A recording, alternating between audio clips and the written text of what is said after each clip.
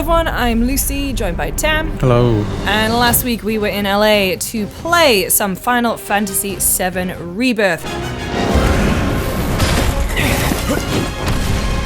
Tam, do you want to set up what we played, how long for, which parts of the game? Yeah, so we played roughly 45 minutes, two parts of the game. The first slice was the Nibble mission, which involves, for those familiar with the original version of the game, Sephiroth, Cloud, Tifa leading them as their tour guide, going to investigate something. That was very action-focused to show off a little more of the combat mechanics and the changes to that. And then the second slice was a area around Junon, and it's presented more as of an open world slice of the game. I will say it definitely felt like an open world, but in terms of scale, it was quite limited because of they wanted to just ensure that we were, keeping focused a bit more. But in that area, they had a main mission, some side activities, items you could pick up, and various other ways to engage in the systems new and old. Cards on the table here. I have not played the original Final Fantasy VII. I know I'm going to hand in my gaming badge and gun. What are you talking about? Who told you that? But from the perspective of someone who doesn't know where the story is going, felt great to kind of see those characters again and see a different side of them. Obviously, what I know of Sephiroth is that he's a big bad boy, and seeing Cloud and him team up, it was really fun to see, especially because they have these new sort of synergy moves, which this first demo kind of showed off in abundance because obviously it's the two of them. So basically, as you're playing, you fill up those ATB gauges, and eventually, if both of you have enough, you can let off a big move together. So kind of one step above the limit break, and it's also kind of like, in Persona when everyone like does a team up attack and it feels really cool just to see people cooperate and deal a bunch of damage. It felt like that for me. But in terms of, the story that I experienced through that, with zero context, I was like, damn, the internet is really gonna love this because they are laying in thick into, not shipping, but like the relationship between them. I'm very excited to see what people are gonna make of that. You said you wanted to be a hero.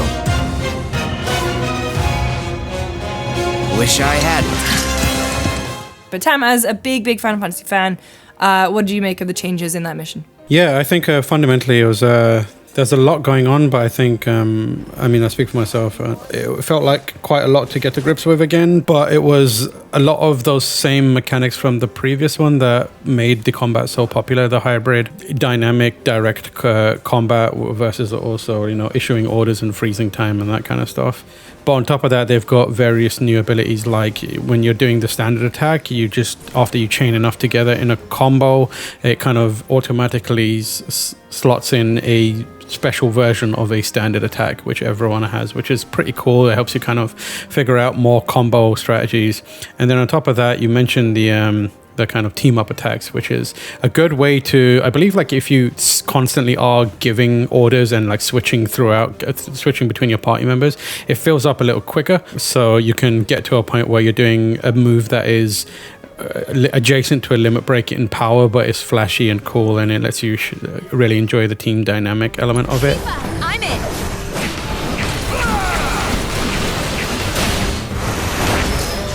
Usually it's just two characters, and when you try and do it, it gives you an option. So if you've got like Red and Barrett there, I'll give you the option to do you and Red or you and Barrett. And some of them are offensive moves, like the one with Cloud and Sephiroth was all about slicing things. Some of them can be defensive moves where it's like, oh, we're going to improve your ability to tank damage. So that was pretty cool. And then the other major thing that really stuck out to me was that there's now an ability to do moves from a blocking stance. So if you're blocking previously, you just kind of like blocked and that was it, and then you dive out the way. Now you can, depending who you're with, you've got access to a couple moves that you can do. With Sephiroth, I believe it was one where your blade kind of developed a massive energy field around it, and you could like do a huge slice, or you could almost repel and counter and push back projectiles. So a lot of new intricacies to combat that were interesting with Sephiroth alone, but I can only imagine will provide plenty of depth when you add someone like Barrett or even Tifa especially into the mix, who basically played like a fighting game character.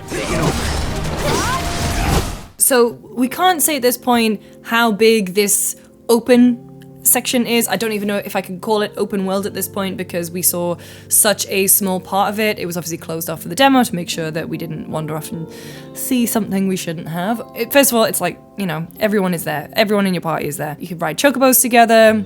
First of all, Red XIII rides a chocobo and it is hilarious because he rides it like a little person. Yeah, kind of going around adventuring, seeing some but not all of the open world activities. There is a bigger emphasis on things like crafting. So there's a lot of stuff you can pick up in the environment. There are all materials to use when you craft. You go into a menu and then bam, you can make a potion or a high potion, which was, as an RPG fan, I love it. That's what I'm here for. I want to be in menus and doing all that kind of stuff. Didn't get to mess around with like materia too much in our demo.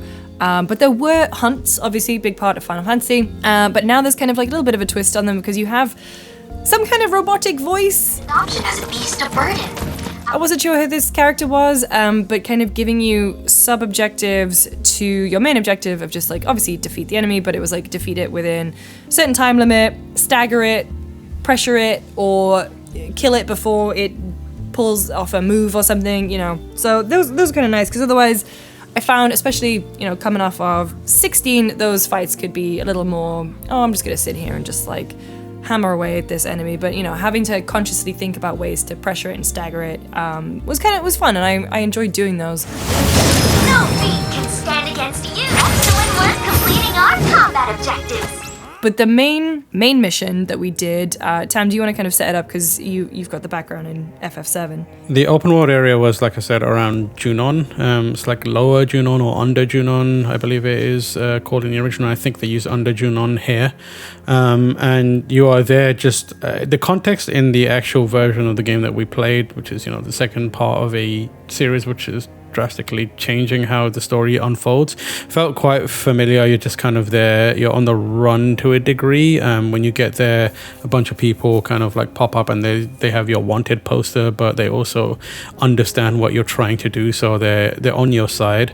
And you get to feel a lot more of the broader world. We got a good kind of indication and got like real comfortable or like familiar with how it was living under the rule of Shinra in the previous game, and now it's like we're exploring a little more of the world around it and what has happened to places like Junon, which is deprived of, you know, a lot of essential necessities. It's also there where you like one of the major diversions or from the original happened. That's where you meet Yuffie, which is, I believe, different from the original game. You didn't meet her in this way, but she was obviously introduced in the DLC for Final Fantasy VII Remake, and now you find her in this game in Junon. She's having a tussle with a sea beast, which is a good opportunity for them to make a nice little scene happen with a certain dolphin that everyone knows and loves from the original game.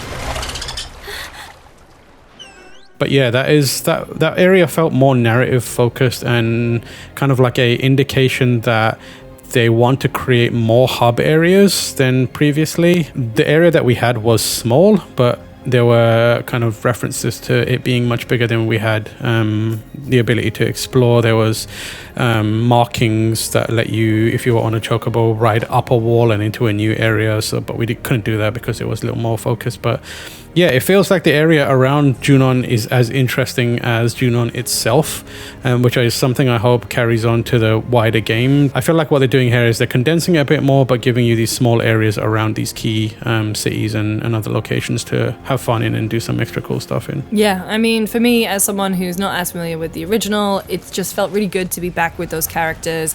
I'm really excited to see where they go, what changes they're going to make. I'd forgotten how much I love that combat system. And like once it clicks, it sings. So I'm stoked. Comes out early next year, Leap Day. And as we said, on 2 discs for more coverage on Final Fantasy VII Rebirth. Stay tuned to GameSpot. Oh, no, you don't.